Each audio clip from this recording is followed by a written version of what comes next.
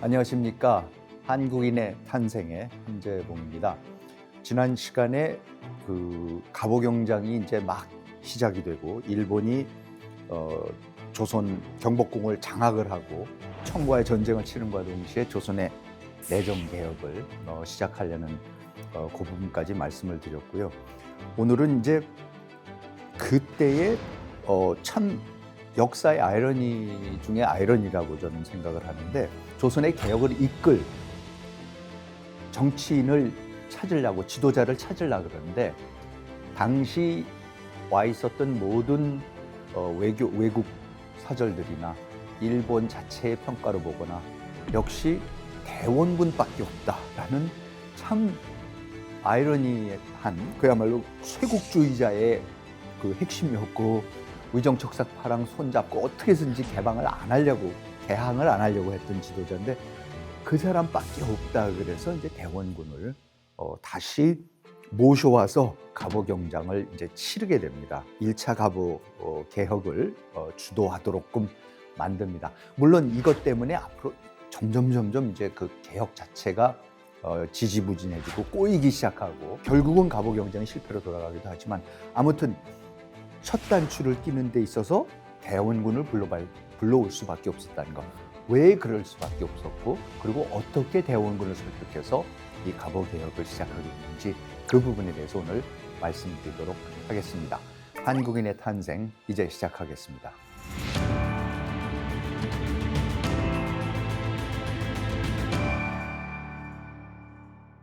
갑오경장에 대해서 말씀드리기 전에 우선 제가 왜 갑오경장이라고 하는지, 보통 우리가 갑오개혁이라고 요새 그러는데요.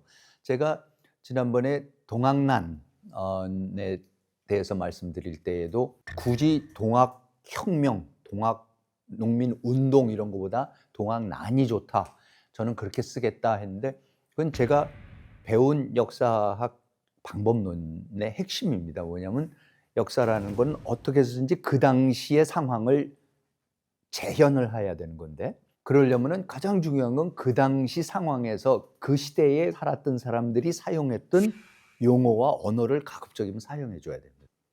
그것이 핵심입니다. 우리가 지금 100년 지난 상황에서 그걸 우리의 어떠한 관점에서 뭐라고 부르는 거가 중요한 게 아니라, 그 용어를 쓰는데 담겨 있었던 것들이 있지 않습니까? 그 사람들이 나눴던 대화, 상황인식, 모든 거를 자꾸 재현해 보려고, 재구현하려고 하는 그런 방식으로 제가 역사를 소설하고 있기 때문에, 경장이라는 것이 갖고 있었던 그 함의, 그게 중국의 오랜 역사 속에서 나오는 거고 굉장히 중요한 뜻이었거든요. 그러니까 그 당시에 우리가 얘기를 할 때는 갑오경장이라고 역시 얘기를 하면서 그 당시에 사용했던 용어를 써주는 것이 중요하다고 생각을 합니다. 그래서 갑오개혁 대신 갑오경장이라고 표현을 하도록 하겠습니다. 자, 그러면 1차 갑오경장이 이제 일어나는 순간입니다. 7월 23일 날 옷도리 공사가 한양에 진주했던 일본군을 이끌고 경복궁으로 들어가서 민시척족들이 이제 못 들어오게 그걸 막아버린 상태에서 궁을 장악을 하고 이제 고종한테 내정 개혁안을 제출을 하죠. 그러면서 이러이런 거를 하십시오. 이래야지 지금 조선이 다시 일어날 수 있습니다. 자, 그런데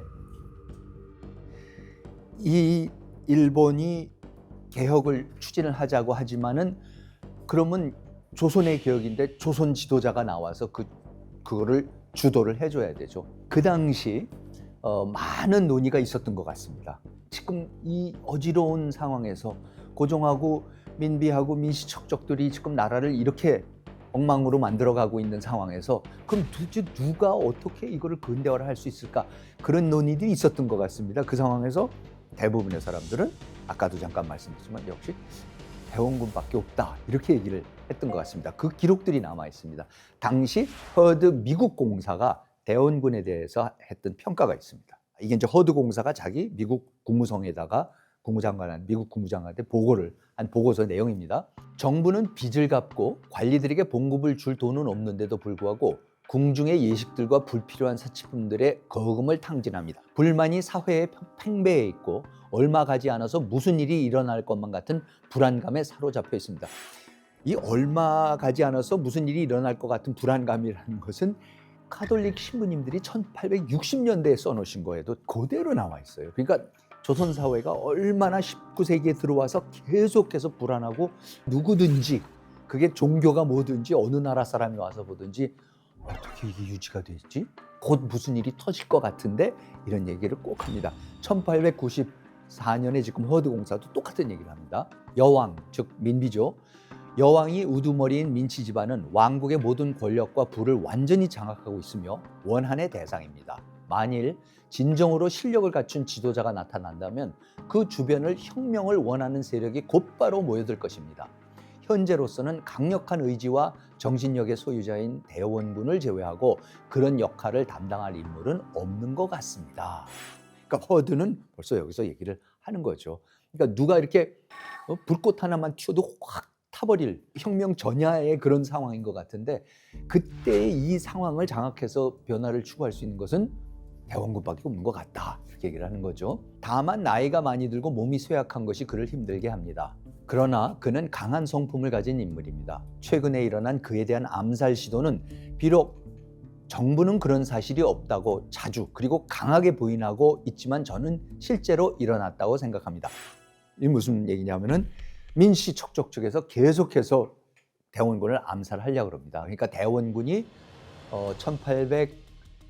1885년인가에 돌아오지 않습니까? 3년 동안 이모군란 때 잡혀가서 중국 바오딩에 가서 3년 동안 잡혀 있다가 돌려보냈는데 운현궁에 10년 동안 거의 이제 유폐돼서 위리안치 되다시피 하지만 일본에 가 있는 개화파들하고 연락하고 뭐 이제 이러면서 뭔가를 꾸며보려고 끊임없이 암약을 하고 있었던 거고 그리고 이제 민주척족 측에서는 저 사람을 어떻게든지 제거를 해야겠다.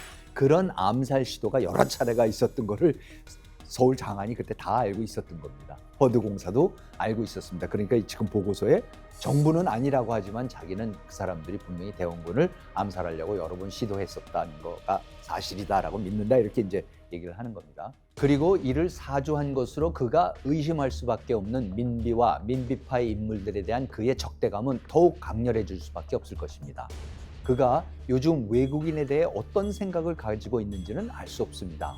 수많은 사람을 학살한 마지막 천주교 박해가 일어난다는 기간에 그는 섭정직을 맡고 있었다는 사실을 기억하실 겁니다. 그러나 시대는 변하였습니다.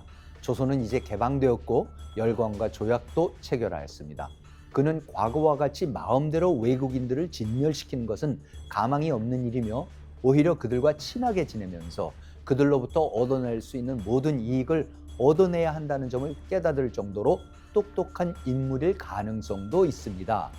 그러나 반면 많은 사람들이 그를 전형적인 즉 애국적이고 고집스럽게 자기 나라에 충성하는 조선 사람이라고 생각하고 있고 따라서 그는 하나도 변하지 않았을 수도 있습니다. 그는 현재 퇴거하여 살고 있습니다. 그러니까 당시 미국 외교관의 공사의 평가가 그랬습니다. 우리가 다 알다시피 쇄국 정치의 우두머리였고 천주교 박해에 앞장섰던 사람이고 이념적으로 틀린 방향이라고 생각을 하지만 그래도 지도력이나 인간적 매력이나 이런 걸로 봐서는 참 대단한 사람입니다. 그러니까 사실 그리고 시대가 바뀌었으니까 바뀐 데 따라서 생각이 바뀔 수도 있을 정도의 머리나 모든 걸 갖고 있는 사람이 아닐까 생각도 한다. 반면에 대부분의 당시 조선 사람들이 그를 여전히 따르고 있는데 쇄국주의자라고 아직도 믿기 때문에 그런 따르는 건 같다. 하지만 사실 지금 갇혀서 살고 있기 때문에 잘 모르겠다 이렇게 돼 있습니다. 그러니까 거듭 말씀드리지만 당시 조선에 있는 모든 정치인들 중에서 어느 방향으로 가든지 굉장히 큰 변화가 필요하고 혁명적인 변화가 필요한데 어떤 한 방향으로 나갈 수 있는 지도력을 가진 사람은 대원군밖에 없다라는 것은 분명히 모두가 공유하고 있었던 생각인 것 같습니다. 다음은 스기무라, 당시 대리공사죠. 스기무라는 기억하시겠지만 10여 년 동안 지금 일본 공사관에 있으면서 조선에 대해서 빠삭하게 알고 있는 제일 잘하는 일본 외교관입니다. 이 사람이 이제 갑오경장 시작할 때도 옷도리 공사 밑에서 다 모든 거를 일을 이끌어 나가게 되는데 그 스기무라가 지금 대원군에 대한 평가를 한 게 있습니다. 대체로 대원군은 선천적인 한토, 즉 중국 숭배자이자 양이가, 즉 서양을 배척하는 사람라서 일본을 달갑게 여기지 않는 인물이었으나 근년에 마침내 세계의 형세를 깨닫고 일본, 청, 조선의 삼국동맹으로 동양의 형세를 유지할 필요가 있음을 설파하며 일본인을 우대했다. 이 때문에 우리의 전후 공사와 관원들은 모두 대원군과 교제가 있었고 특히 나는 오래 재근했기 때문에 한층 더 깊이 교제했다.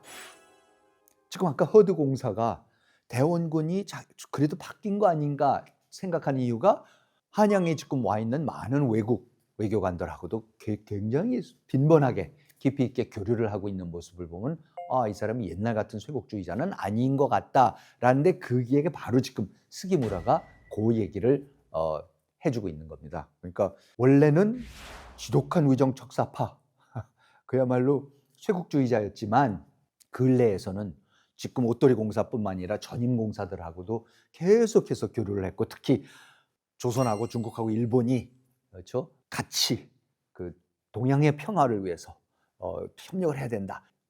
일본에 건너가고 갔던 수많은 이동인이 됐든 뭐 김옥균이 됐든 전부 다 그런 사람들 데리고 설득했던 게 야 우리가 같이 이걸 해야 된다, 같이 해야 된다 이제 그런 거죠. 사실 나중에 이런 것이 안중근 의사가 하는 동양평화론이라는 게 바로 이런 얘기들입니다. 우리가 같이 동양이 힘을 합쳐서 서양의 이런 그 서세 동점 이거를 막아야 된다. 이제 이런 얘기를 했었던 거죠. 이제 그런 얘기를 대원군하고 그 일본 외교관들이 늘 얘기를 했었고 대원군도 그거에 대해서 이제 상당히 찬성하는 모습을 보였었다. 그래서 사실은 스기무라는 어떻게 보면 허드 공사보다 더 긍정적으로 보는 거죠. 즉 대원군이 많이 바뀌었다. 이런 식으로 이제 보는 겁니다. 자, 그러니까 일본 사람들이 여러 가지 논의를 통해서 심지어는 조선 사람들, 조선의 개화파, 남아있는 개화파들하고도 토론을 하면서 어떻게 해야 되겠느냐 그랬을 때 대원군밖에 없다. 다들 그랬다는 겁니다. 그래서 결국은 옷도리가 군대를 이끌고 경복궁에 쳐들어가서 상황을 장악하고 강제로 개혁을 시작하기 이틀 전인 7월 22일 날 스기무라가 대원군을 본격적으로 설득을 하기 시작을 합니다. 우리가 조선을 개혁하는데 당신밖에 없습니다. 이 설득을 이제 하려고 합니다. 어떻게 그러면 대원군으로 가게 됐는가가 그 당시의 상황들이 자세히 나와 있습니다. 대원군을 일본이 설득을 하려고 그러는데 어쨌든 대원군의 입장에서는 자기가 앞장서서 특히 일본의 힘으로 해서 이거를 뒤집어서 자기가 정권을 다시 잡고 뭘 한다라는 거가 굉장히 부담스러웠고 상황이 그게 가능한지에서도 굉장히 회의가 많았겠죠. 그러니까 은근히 말을 건너는 것 같고는 전부 다 못 들은 척하고 부정을 합니다. 그런데 7월 22일 날 일본 공사관에 누가 찾아오냐면 대원군의 청지기를 했던 사람 정익환이라는 사람이 찾아옵니다. 근데 이 정익환이라는 대원군의 청지기가 옷도리 공사를 만나서 뭐라고 그러냐면은 지금 대원군을 설득할 수 있는 사람은 정운봉이라는 사람 딱 하나 있다. 이 사람이 누구냐면은 대원군이 바오딩에 3년 동안 구금돼 있을 때 청나라에 그때 계속해서 모셨던 신복 중에 신복이고 그리고는 대원군이 귀국한 후에는 아예 고종이 그 정운봉을 감옥에 갖다 집어넣는다는 겁니다. 그 대원군하고 뛰어놀라고 워낙 대원군의 신복이니까 그래서 정운봉으로 하여금 대원군을 설득하게 이게 분명히 설득이 될 수 있습니다라고 대원군의 당시 청지기가 이제 옷도리 공사한테 귀띔을 해줍니다. 그래서 옷도리 공사가 곧바로 고쿠분 쇼따로 당시 서기관을 일본 경비병들과 함께해서 정운봉이 갇혀 있는 한양 우포도청으로 보냅니다. 그래서 당시 그 우리나라의 감옥 같은 게 조선의 감옥 같은 게 어떤 건지 알 수 있는 게 아무 문제 없이 가서 일본 서기관이 그 정운봉을 만납니다.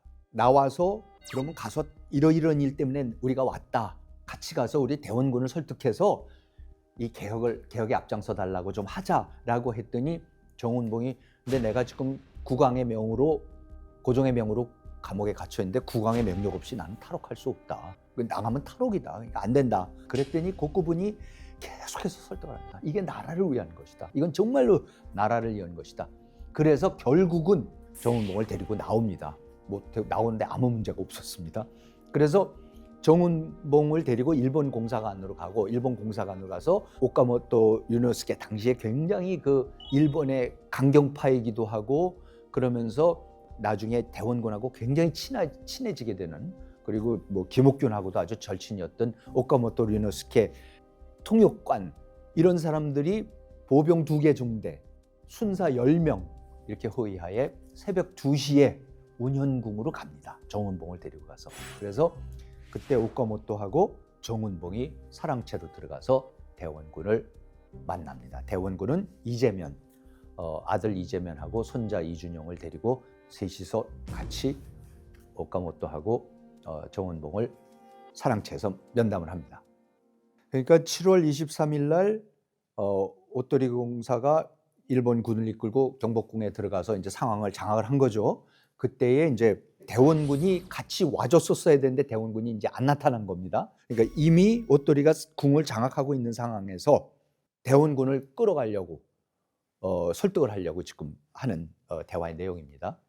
나는 여러 가지 이유를 들어 대원군에게 입고를 권했지만 들으려 하지 않고 다만 왕비의 안부를 물었다. 나는 궁궐 안에 많은 사람들이 뒤쪽 담을 넘어 피신했으며 왕비 역시 그들과 함께 춘천으로 피신했을 가능성이 있다고 대답했다. 그러자 대원군의 표정이 밝아졌으며 때마침 응접실로 들어오는 오카모토를 가리키며 영웅호골과 같은 무사라고 말했다. 아마도 대원군은 만약 대원군이 나서지 않는다면 자신은 할복하여 공사관에 사죄하지 않으면 안 된다고 했던 오카모토의 말에 놀랐던 것 같다. 나는 거듭 오늘 아침 일에 대해서는 많은 설명을 필요로 하지 않는다. 우리 정부는 오로지 동양의 평화를 유지하기 위해 귀국의 내정 개혁을 권고했지만 민씨 정부는 개혁을 실시할 기색을 조금도 보이지 않을 뿐만 아니라 사실상 이를 거절했기 때문에 결국 오늘의 상황이 벌어지게 된 것이다. 지금 내외의 모든 사람은 오로지 저하의 한 몸에 기대를 걸고 있다. 우리나라는 저하가 나서서 이 막중한 임무를 맡음으로써 조선을 중흥시키고 동양의 평화를 유지하기를 바라고 있다. 저하가 이 막중한 대임을 거절한다면 조선의 종묘사직의 안위 여하도 어떻게 될지 알 수 없으며 우리 역시 다른 방법을 강구할 수밖에 없다. 바라건대 저하는 깊이 헤아려 주시기 바란다 라고 끈질기게 설득했다. 오카모토와 정은봉 두 사람도 나와 함께 정말로 천재이루의 기회를 맞이했으니 주저할 것이 없다고 권고하였다. 그러자 대원군은 안색을 바꾸며 귀국이 일으킨 이번 사건이 진짜로 의거라면 귀하는 귀국의 천황을 대신하여 일이 성사된 후 조선의 땅을 한 치도 요구하지 않겠다는 것을 약속할 수 있겠는가? 라고 질문했다. 이에 대해 저는 한 서기관의 신분에 불과하므로 천황을 대신해서 어떤 약속을 할 수는 없습니다. 저는 현재 오토리 공사의 사신으로 왔습니다. 잘 아시는 바와 같이 오토리 공사가 일본 정부의 대표자라면 저는 오토리 공사를 대신하는 범위 안에서 약속을 할 수 있겠습니다. 라고 대답했다. 대원군은 그러면 오토리 공사를 대신해서 우리나라의 땅을 한 치도 요구하지 않겠다는 약속을 해주기 바란다고 하며 옆에 있는 사람에게 종이와 붓을 가져오도록 했다. 나는 일본 정부의 이번 거사는 진심에서 나온 것이므로 일이 성공한 후 결코 조선의 땅을 한 치도 요구하지 않겠음이라고 쓰고 이 끝부분에 나의 직위와 성명을 적어 대원군에게 건네주었다. 대원군은 한번 읽어본 다음 그렇다면 나는 귀관의 뜻을 받아들여 나설 것이다. 다만 나는 신하의 신분이므로 왕명이 없이는 입궐할 수 없다. 궁중에서 칙사가 오도록 해주면 좋겠다라고 했다. 이에 나는 급히 호즈미 도라쿠로를 조희연의 집으로 보내 그로 하여금 궁중의 상황을 살펴 조처하도록 하였다. 대원군은 역시 참 대단합니다. 저 상황에서도 지금 민시척적을 몰아내야 되겠고 그걸 다 알겠고 그걸 정말 하기 위해서 절치부심 자기도 노력을 하고 있었고 이게 참 그런 의미에서 천재일우의 기회지만 확실한 것은 이것 때문에 일본이 세력을 넓혀서 또 조선에 어떤 땅을 요구하거나 이러면 안 된다. 그거를 약속을 네가 해라. 그래서 이제 정부가 그 일본을 대표하는 거였고 그런 의미에서 오토리 공사가 또 정부를 대표하는 거기 때문에 오토리 공사의 자기는 부하로서 그 약속은 그 이름으로 할 수는 있다. 이제 이렇게 해서 그 약속을 하는 거죠. 그랬더니 대원군이 알았다. 가겠다. 근데 역시 궁에 들어가려 그러면 어쨌든 국왕의 교지가 있어야 된다. 그냥 못 들어간다. 그리고 이제 벌써 그 정도야 알았겠죠. 이건 국왕이 부르지도 않았는데 들어갔다? 일본군하고? 그러면 이제 나중에 큰 문제가 될 수밖에 없죠. 반란이 되는 거니까요. 그거를 어떻게 해서든지 고종이 나를 부르는 형식을 만들어내라 그랬더니 이제 스기무라가 당시 군부 대신이었던 조이현한테 보내서 빨리 어떻게 해봐라 그래갖고 조이현이 육일준하고 안경수 이 사람들한테 고종의 명의로 대원군한테 입궐하라는 교지를 작성하도록 해서 그 교지를 대원군한테 전달을 합니다. 그러니까 드디어 대원군이 움직이기 시작하고 일본 군사들이 대원군을 호위하고 대궐로 들어옵니다. 그 다음 상황에 대해서 그러면 이제 대원군이 궁에 도착하게 해서 일어나는 상황에 대해서 오토리 공사가 본국에 상황이 끝난 다음에 본국에 보낸 보고서에 자세히 적혀 있습니다.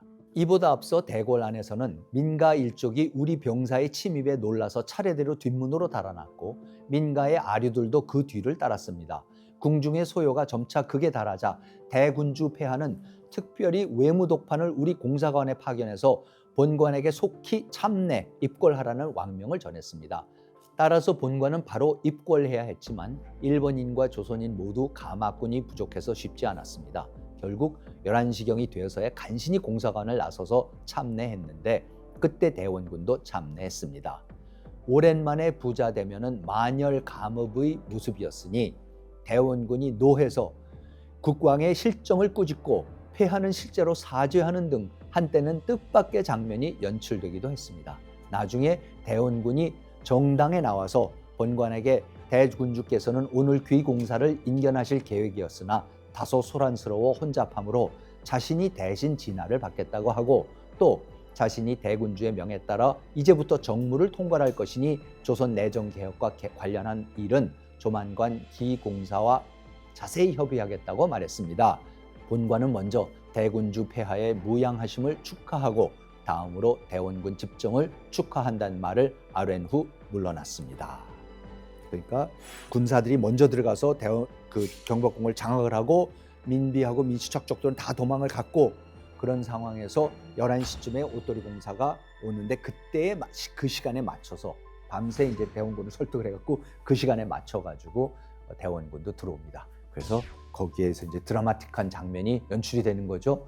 1885년 귀국한 이후로 바우딩에서 풀려나서 귀국한 이후로 10년 만에 거의 10년 만에 처음으로 부자상봉을 하는 거고 어쨌든 그 서로가 감동적인 장면도 있었지만 대원군이 또 국왕인 아들을 꾸짖어서 도대체 어떻게 국정을 어떻게 이끌었길래 이 상황에 이 모양으로 만들어냈느냐라고 꾸짖는 거고 또 그거에 대해서 고종이 사죄하는 그런 모습도 있었다. 이제 그런 거죠. 그리고 이제 옷도리는 바깥에서 기다리고 있었는데 원래는 고종을 아련하려고 했었는데 고종이 완전히 대원군한테 모든 걸 이양을 한 거죠. 전권을. 그러니까 대원군이 대신 나와서 당신이 오늘 국왕 폐하 뵙기로 된 건 알겠지만 오늘 국왕께서는 직접 뵙지 않고 내가 대신해서 나왔다. 그리고 앞으로 그래 개혁 다 한다. 그 모든 문제는 이제 나하고 논하자. 그래서 옷도리는 알겠습니다. 그러고 나왔다. 물론 나왔다. 이제 이런 보고서.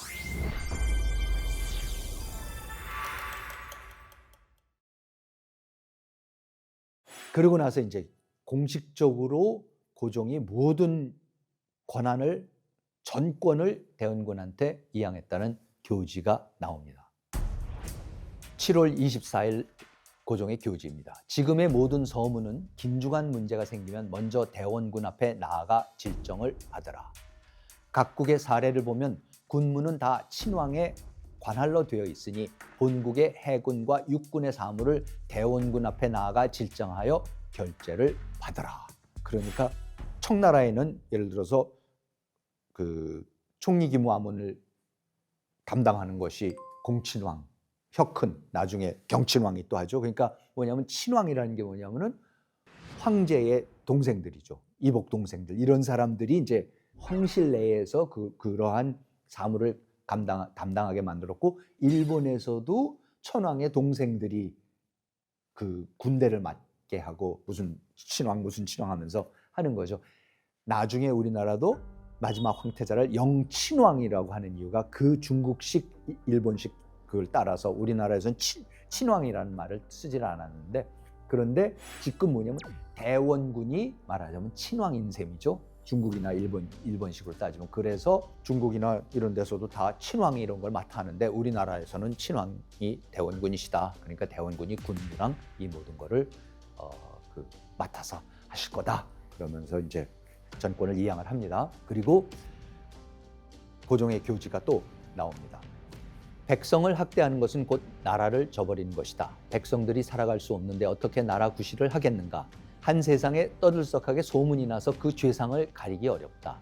좌찬성 민영주는 오로지 취렴을 일삼아 자신을 살찌우는 것으로 원망을 샀는데 이것은 심상하게 여겨 놓아둘 수 없으니 원학도에 안치하라. 전 통제사 민형식은 탐욕스럽고 사나워 못하는 짓이 없어 그 여독이 이웃 경내까지 두루 미쳤으니 원학도에 안치하라. 전 총제사 민응식은 군영을 창설하면서 고친 것이 많고 세금을 거두며 무리를 일으켰으니 절도에 정배하라. 전전 개성유수 김세기는 잔악한 짓을 하여 백성들이 소요를 일으켰는데 여행이 처벌을 피하여 연방을 허물어뜨렸으니 원학지에 정배하라.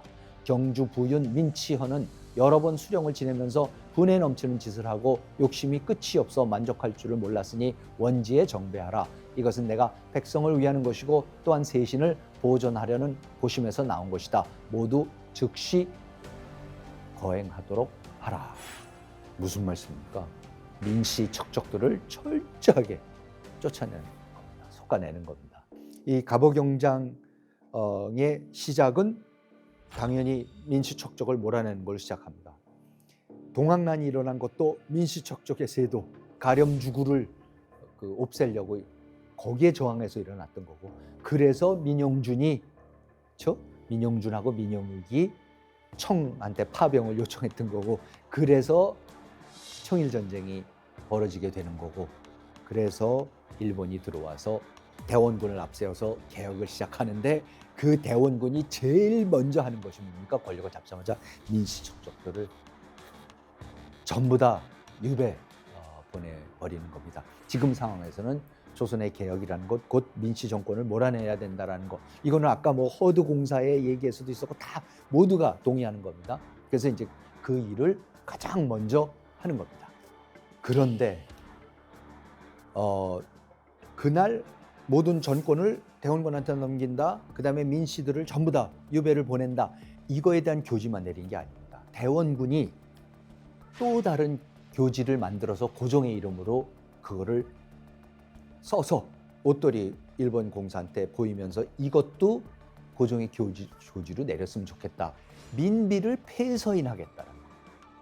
지금 이 민비하고 대원군의 싸움이 이모군란 때부터 시작해서 끊임없이 벌어지고 있는 거예요.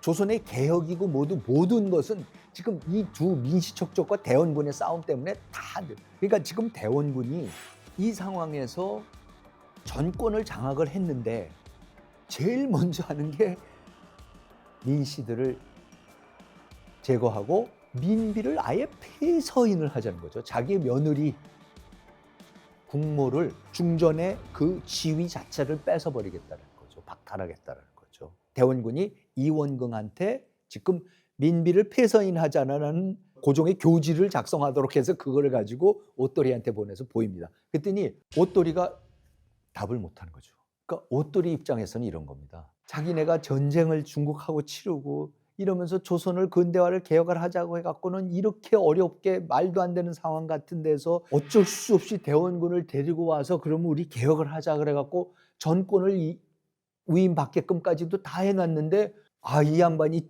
하는 게 뭐예요? 그냥 수십 년 동안 하던 그 전쟁을 계속하는 거죠. 수구 세력이 어떻게 반응할 걸지 몰라서 불안한 상황인데 민비까지 폐서인을 하자? 그러니까 당연히 옷돌이 입장에서는 이걸 어떻게 하라 그래? 그러면서 이제 그러고 있습니다. 그랬더니 이준용을 계속해서 보냅니다. 대원군은 이걸 계속해서 설득을 하는 겁니다. 폐서인 시켜야 된다고. 그래서 옷돌이가 어쩔 수 없이 이제 스기무라, 자기 이제 휘하 사람, 조선을 진짜 잘하는, 말도 안 되는 소리라고, 지금 이 상황에서 어떻게 지금 또 민비를 폐서인을 하냐고 반대를 합니다. 그래서 결국은 대원군은 또 민비마저 폐쇄하려고 한다라는 그 계획이 다른 조선 사람들 귀에 다 들어갈 수밖에 없겠죠. 그래서 김가진, 안경수, 조희연 이런 사람들이 그걸 다 듣게 되고 그걸 또 이제 고종하고 민비한테 가서 그 얘기를 또 합니다. 일러 바칩니다. 그러니까 이 전국이 또 그 두 파의 그 전쟁으로 끊임없는 암투, 알력 그걸로 지금 또다시 변질이 되기 시작합니다. 정작 해야 되는 개혁이 주안점이 아니라 그 두 세력 간의 싸움입니다. 23일 날 경복궁을 장악을 하고 24일 날 전권을 대원군한테 넘긴다는 교지를 발표를 하고 27일 날 군국 기무처라는 것을 신설을 합니다. 중국의 청나라의 군기처를 모방을 한 겁니다. 그래서 그 군국 기무처라는 이름도 대원군이 붙입니다. 이것이 조선 역사상 최초로 근대식 정부기구입니다. 이게 무슨 말씀이냐면요. 우리가 삼정승이 있고 육조 판서가 있었고 역사책에서 배우지만 그 내용을 살펴보면은 지금 우리가 얘기하는 식으로 무슨 국방부 장관, 내무부 장관, 총리, 부총리 이렇게 자기 역할이 분담이 돼 있고 직원이 따로 정해져 있고 이런 게 아닙니다. 그냥 삼정승과 육조 판서들은 모여서 그냥 아무나 늘 난상 토론을 벌이고 어떤 특정한 결정을 내리는 데 있어서 누가 전권을 가지고 이 토론을 거쳐 우린 이렇게 결정을 내린다 이런 것도 없었습니다. 그런 권한 분산도 전혀 돼 있지가 않았었습니다. 모든 토론이 끊임없이 이어질 수밖에 없고 결정을 못 내리고 그런 일들이 조선에서는 허다했었습니다. 근데 이때 처음으로 이제 서양식 그리고 서양을 배웠던 일본식 근대 정부 기구를 처음으로 만든 게 군국 기무처입니다. 군국 기무처는 조선 왕조 역사상 최초의 제대로 된 정책 입안 기구입니다. 그래서 법안을 토의를 하고 공표할 수 있는 권한을 갖게 됩니다. 뿐만 아니라 인사, 행정, 세금, 재정, 학교를 설립하고 군대를 일으키고 산업과 상업에 관한 모든 개혁을 추진할 수 있는 그 결정 기구를 지금 만들어버립니다. 정부 기구를. 여기에서 군국 기무처 회원들이라고 했습니다. 그 사람들이 모여서 매일같이 결정들을 냅니다. 결정들을 내려서 대원군의 그 사인을 받고 그 다음에 왕의 제가를 받는 건데 사실은 왕의 제가만 받도록 만들었습니다. 대원군이 이 개혁들을 근대 개혁들을 반대할 수 있다는 것도 알았기 때문에 대원군이 만일에 거절을 하더라도 고종의 제가만 받으면 될 수 있도록 그렇게 결제 라인을 만들어 놨습니다. 자, 그러고 나서는 엄청난 개혁들을 해내기 시작합니다. 7월 30일 날 첫 번째 개혁이 안이 나오는데 이게 이제 국내부에 대한 개혁안입니다. 이 부분에 대해서 약간 자세하게 말씀드리고 싶었는데 왜 그러냐면요.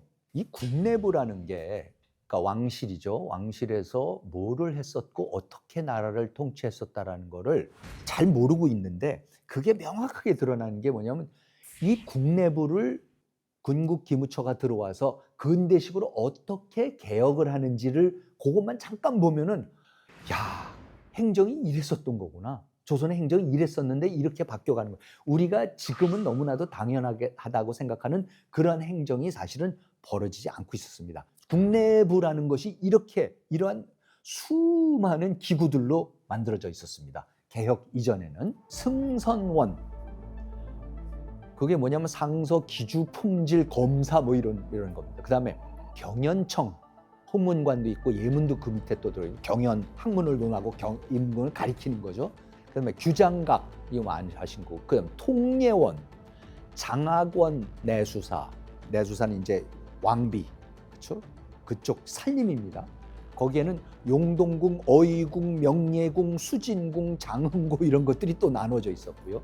그 다음에 사옹원이라는 게 있었는데 거기는 이제 빙고, 서빙고, 동빙고 하는 그거를 운영하는 데도 있고 예빈이라는 것도 있고 또 상의원이라는 것은 이제 궁중에 옷 만드는데 그 다음에 내의원이라는 거는 궁중 내의 의원들이죠. 이 밖에 또 종백부, 종묘사직을 다루는데 영희전, 경목원, 장생전, 각능, 원궁, 묘, 그 다음에 봉상, 전생 이런 게 있습니다. 종친부도 있고요.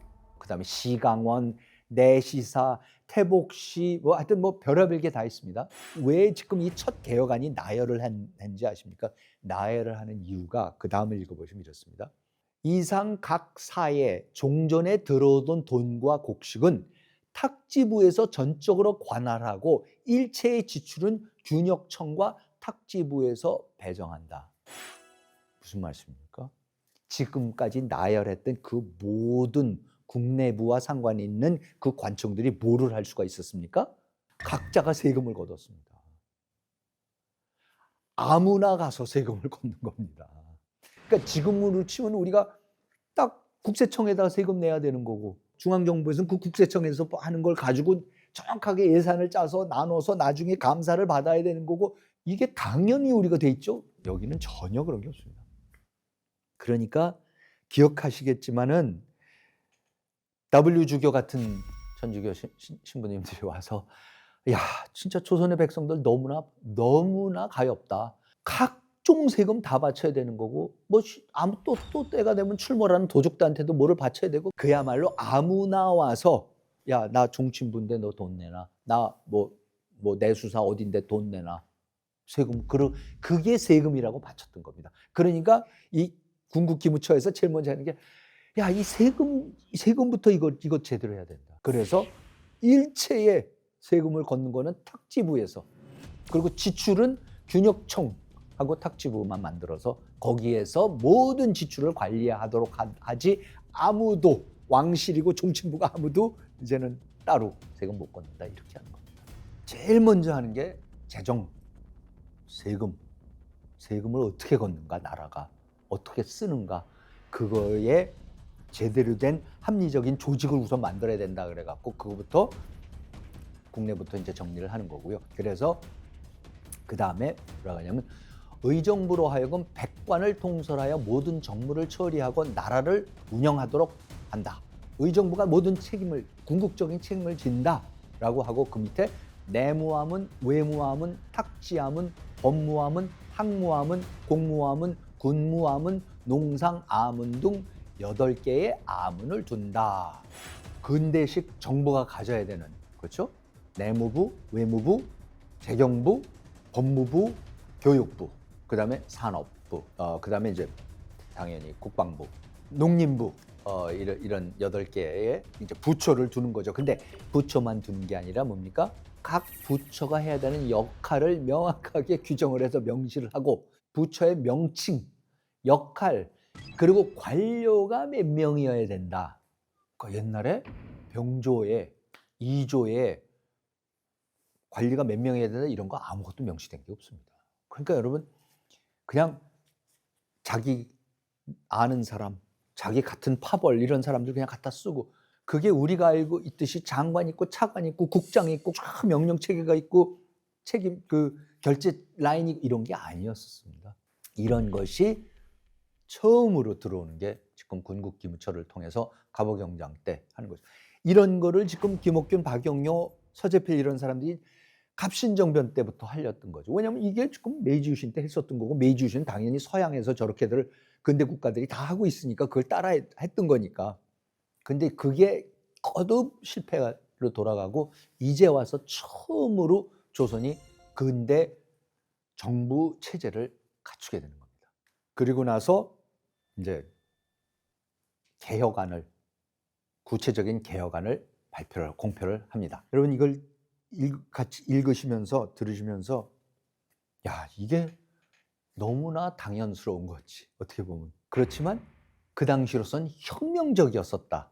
그 사실을 염두에 두고서 같이 한번 내용을 살펴보시면 좋겠습니다. 1. 이제부터는 국내외의 공문서 및 사문서에 개국 기년을 쓴다. 뭡니까? 여태까지는 청나라의 연호를 썼었던 거죠. 이제 우리가 청의 속방이 아니다. 그렇기 때문에 이제는 청의 연호를 쓸 이유가 없다. 이렇게 되는 거죠. 2. 청국과의 조약을 개정하고 각국의 특명 전권 공사를 다시 파견한다. 청나라도 이제는 상국이 아닙니다. 상국 속방 관계가 아니다. 따라서 어떻게 합니까? 청나라하고의 관계를 재정립을 해야 되는 거죠. 청국 이제는 상국 속방 관계가 아니라 대등한 관계다. 그동안에 청국하고 조청 무역 수륙 장전 뭐 이런 것 전부 다시 한다. 만국공법에 의해서 대등한 국가끼리의 대등한 평등 조약으로서 모든 것을 바꿔야 되기 때문에 그걸 바꾼다. 특명 정권도 대사 같은 것도 천국 밑에 우리가 보내는 것이 아니라 따로 공사를 완전히 독립국가로서 보낸다. 그래서 다시 파견한다. 이제 이렇게 얘기를 하는 겁니다. 3. 문벌, 양반과 상인들의 등급을 없애고 귀천에 관계없이 인재를 선발하여 등용한다. 이것도 뭐 수없이 나오는 얘기입니다. 어느 집안이냐, 누구의 자식이냐, 후손이냐 이런 거 따지지 말고 그 다음에 이제 이 신분 계급 이거를 철폐해야 되겠다. 등급 따지지 말고 인재는 좀 능력에 따라서 좀 선발해보자. 이제 그런 거죠. 4. 문관과 무관의 높고 낮은 구별을 폐지하고 단지 품계만 따르며 서로 만나는 절차를 따로 정한다. 얼마나 무반에 대한 차별이 심했으면, 그렇죠?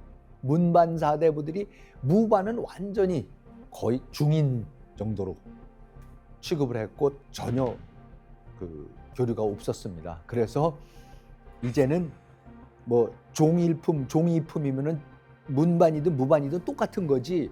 그리고 서로 만나는 절차도 이제는 공식적으로 이게 서로가 교류를 해야 되는 거니까 그것도 다 만들어 놓는다. 얼마나 교류가 없었습니까? 다 만나야 된다. 같이 회의를 하고 그래야 된다. 이제 이런 얘기를 하는 거죠. 5. 죄인 본인 외의 친족에게 연좌 형률을 일체 시행하자. 연좌제가 이때 없었을 겁니다. 갑신정변이 일어났을 때 실패로 돌아가니까 그야말로 삼족을 멸하는 거 아닙니까? 홍영식 아버지 그 홍순목 영의정 자살을 하고 뭐 다 사형당하고 독살 독 먹고 죽고 이제 처형당하고 이제 이런 일인데 이제 그런 거 없다. 연좌제 없다. 지금 우리가 연좌제가 말이 안 된다라고 하는 뭐 너무나 당연한 걸로 받아들이지만 이때 처음으로 그 연좌제가 없어지는 겁니다. 조선에서. 6.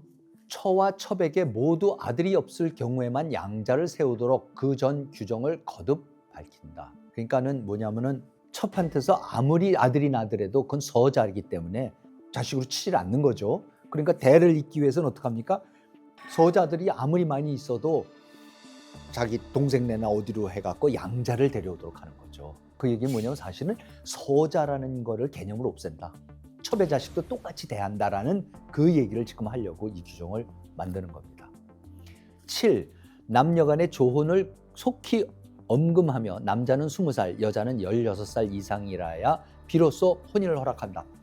조혼이 일어나는 이유는 제가 여러 번 말씀드렸겠지만은 사실은 너무나 그 평균 수명이 짧고 정말 빨리 결혼해서 노동시키고 아이 많이 낳고 일찍 죽고 그러니까 이제 그랬었던 건데 아무튼 그런 너무나 처참한 일들이 많이 벌어지고 그러니까 억지로라도 남자는 20살 이전엔 절대 결혼하면 안 되고 여자도 16살 전에 결혼하면 안 된다라는 규정을 나라에서 지금 만드는 겁니다. 8. 과부가 재가하는 것은 귀천을 막론하고 자신의 의사대로 하게 한다. 일방적으로 그 여성한테 불리한 그러한 그 규정들을 이제 없애버리는 겁니다. 9. 공노비와 사노비에 관한 법을 일체 폐지하고 사람을 사고 파는 일을 금지한다. 여러분 노비 사고 파는 거 노예제도였습니다. 아무리 뭐라고 하되 노비제도입니다. 노예제도입니다. 이때야 1894년이 돼서야 공식적으로 노비가 폐지가 됩니다. 그때까지는 노비 다 있었습니다. 10. 비록 평민이라도 나라에 이롭고 백성에게 편리한 의견을 제기할 것이 있으면 군국 기무처에 글을 올려 회의에 붙인다. 이건 무슨 뜻이냐면요. 관료들이 아니면 그러니까 사대부 출신으로 과거를 쳐서 공식적으로 관리가 된 사람이 아니면은 국정을 논할 수가 없었습니다. 평민들도 감히 정부의 정책을 비판한다라든가 논의를 하는 것만 하더라도 절대로 안 된다고 했습니다. 큰일 납니다. 그거 하면은 잡혀가는 거죠. 가서 곤장 맞고 이제 큰 처벌을 받게 돼 있었던 거죠. 아무도 국정 논할 수 없다. 지금 뭐 북한이나 뭐 독재 국가에서 그런 거죠. 감히 정부의 정책에 대해서 비판하면은 그거 비밀 경찰이 듣거나 그러면 이제 당장 잡혀가듯이 절대로 안 되는 거였었는데 국민이 백성이 나라의 국정에 대해서 이제 논해도 된다. 그리고 좋은 의견이 있으면은 그걸 써서 내라. 그럼 우리가 그거를 참조를 하겠다. 굉장히 혁명적인 변화입니다. 봉건 전제 국가에서 근대 국가의 기본적인 모습, 즉 국민의 여론을 내 귀를 기울이기 시작하겠다. 그 여론을 정책에 반영하겠다. 즉 정치 과정에 참여할 수 있다는 여지가 지금 생기기 시작하는 바로 그 규정입니다. 10일 관청의 조례들은 참작하여 더 두거나 줄인다. 이런 규제들은 한 번 만들어서 딱 된 게 아니라 필요에 따라서 그때 따라서 더 만들 수도 있고 줄일 수도 있고 그렇다. 12.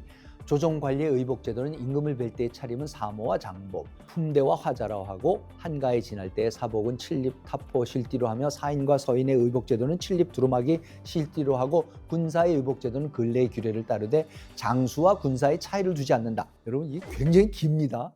의복 때문에. 왜 그런지 아십니까 여러분? 신분사회에서 그 신분을 나타낼 수 있는 거는 두발하고 의복밖에 없습니다.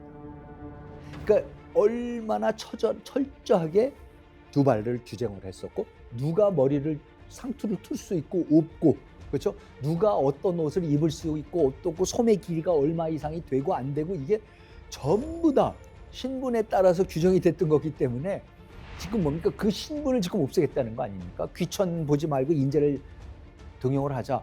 의복에 따라서 신분을 규명할 수 있는 알아볼 수 있는 그거를 점점 없애겠다는 얘기입니다. 그리고 장수와 군사에서도 그 의복의 차이를 두지 않는다라는 그 얘기가 되는 거죠. 그러니까 지금 우리 현대군은 어떻습니까?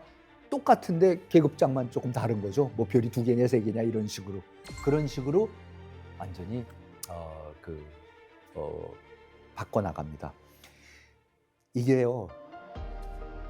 저는 역사를 특히 이때의 역사를 보면서 그 당시의 상황이 어땠다라는 걸 알아야 되는 거고 그런데 그 당시의 상황이 어땠다라는 걸 알기 위해서는요 지금 상황하고 비교를 제대로 해봐야지 너무나 우리는 당연하고 정부는 자고로 이래야 되는 거고 세금 걷는 건 이런 거고 뭐 관료라는 건 이런 일을 해야 되는 거고 이런 것이 전혀 당연하지 않았다라는 거를 우리가 확 느끼면서 그래야지 근대화를 하겠다고 하는 개화파들이 됐든 뭐 기독교인들이 됐든지 그리고 일본이 지금 들어와서 하려는 이 근대 개혁이 그냥 막연하게 와서 잘 안 되던 거를 잘하게 한 게 이게 아니라 정부를 운영하고 백성을 대하고 국가를 통치해 나가는 전혀 새로운 방식을 지금 도입하고 있는 과정이라는 거를 따라서 얼마나 크게 지금 조선이 변화하고 있다는 거를 우리가 실감할 수 있어야 됩니다. 그런 의미에서 저는 이런 규정들도 좀 자세히 읽어보고 개혁안들도 자세히 읽어보면은 이렇게 달랐었구나. 그리고 이렇게 갈 수밖에 없었구나. 이래서 근대화를 하려는 거고 개혁을 하려는 거였구나 라는 걸 우리가 이해할 수 있게 됩니다. 네, 오늘은 어떻게 해서 대원군이 재집권을 하면서 제1차 갑오경장을 이끌어갈 수밖에 없었는가. 그리고 특히 그 갑오경장의 내용이 구체적으로 왜 혁명적이었나라는 것을 같이 살펴봤습니다. 다음 시간에는요, 바로 이때입니다. 바로 이 군국 기무처를 발표를 하고 이제 그 전권을 대원군한테 넘기고 하는 사실 7월 24일 날 청일전쟁 최초의 전투인 풍도해전이 일어납니다. 동시다발적으로 전투가 일어납니다. 그리고 나서 풍도해전에 이르러서 아산전투라고 하는 성환전투가 일어납니다. 그러면 다음 시간에는 본격적인 그 청일전쟁의 첫 번째 해전, 첫 번째 육상 전투에 대해서 살펴보는 시간을 갖도록 하겠습니다.